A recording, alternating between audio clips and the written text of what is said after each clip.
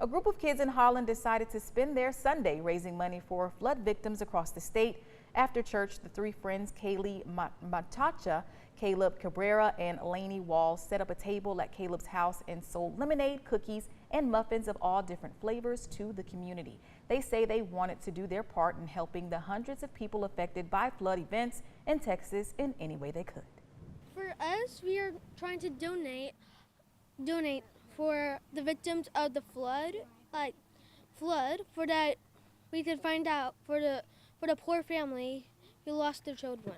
We made regular lemonade, tropical punch, with pineapple. It kind of means that there's still faith in the world about how no one really gets left behind. That was so sweet of them. And great news, Lainey, Kaylee, and Caleb raised $170 today. All of that money will go towards relief efforts for Texans affected by the floods.